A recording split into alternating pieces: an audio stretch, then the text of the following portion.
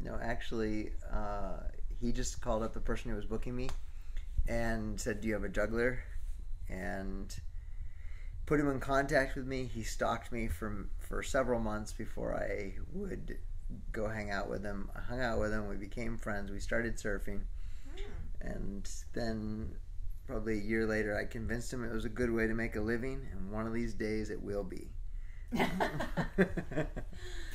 Juggling has taken us to almost 70 countries and every single state, from the beaches of Florida to the glaciers of Alabama.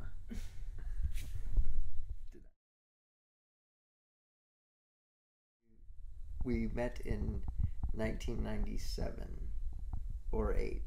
So however many years ago, it's 2015 now, almost 2016. So it's been a long run, close to 20 years now. I convinced him to start performing immediately. At the time, I was doing kids' birthday parties. The Power Rangers were very popular at the time, so I would go and be a Power Ranger at kids' birthday parties. And then Batman came in, and I did that. And then that fad came out, and then it was Barney. And I'm not too proud to say that I went to many people's birthday parties as Barney the dinosaur, but it was good money. It was in cash because the guy I was working for was running from the IRS. Then about I did Buzz and Woody and all the characters of the 90s. And then Bill was doing them as well. He had some bad runs with being Darth Vader and a kid's lightsaber, but that's another story for another time. He got whacked upside the head in an unfair sword fight. But so then the Teletubbies came in, and I knew it was about time to get out. And the Teletubbies were coming in, and our career was starting to take off. We went to Scotland, Ireland, and England and street performed for a month, even though we had no business street performing. And then we came back and landed an almost 3-year gig at Legoland, California, and that's really what kicked us off as performers. From there, we went to Circus Circus, performed on the Midway, and then started doing colleges, cruise ships, and corporate around 2004. And so we've been doing that for about 11 years.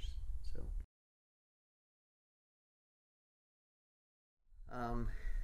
yes, absolutely.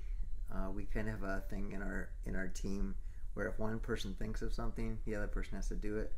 So it makes us create lavish things. For instance, he invented a thing where an audience member throws a roll of toilet paper and it triggers a device that shoots a pie into my face.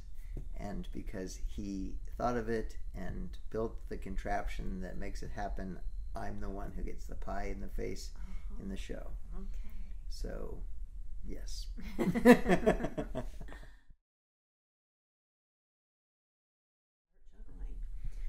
I started juggling in 1993.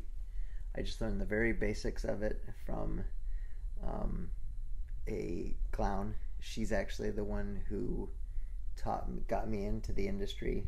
I was at an after graduation party for I went on a date with a girl to her graduation. I had graduated high school the year before.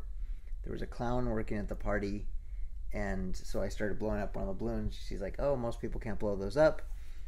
So she said, "You should take my clown class." And I was like, "What's the deal with that?" And she said, "Well, it's $40. It's 6 weeks long." And so the best part is my dad was like, I knew there was a catch. It was only $40. Anyway, so I took the class and then started doing, I did my first job before I was even out of the class, just face painting and balloons. It turns out I have no artistic ability, so face painting is not good for me unless you want to be a pirate with an eye patch. I can do that. I mess up stick figures. And balloons were awesome, but I just learned the basics of juggling and mostly self-taught. And then the real break was 1998. I went to the IJA festival in Primm, Nevada.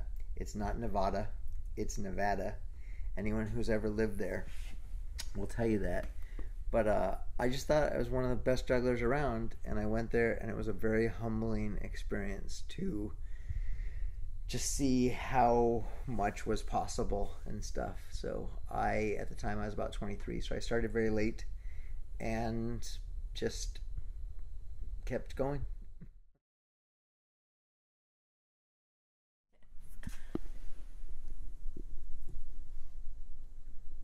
The mustache started about 3.5 years ago.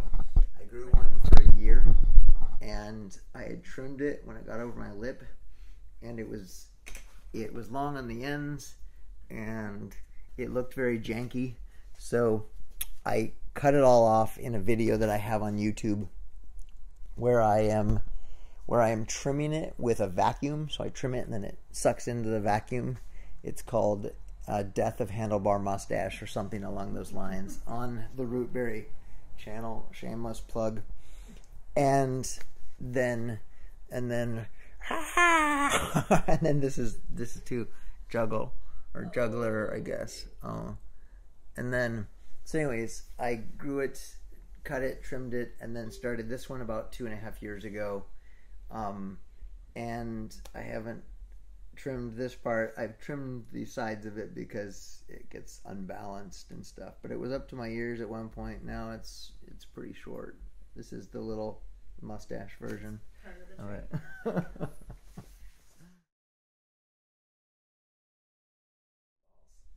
That's a great question. Apparently Gregory from Gballz did a Google search for us and found out that we are famous jugglers, or at least that's the search he did. And Rootberry, shameless plug again, came up as one of the top hits. We are not famous jugglers. There is no such thing as a famous juggler.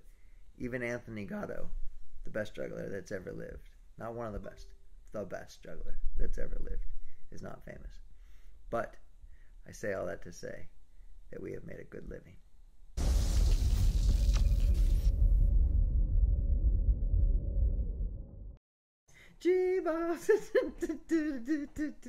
What?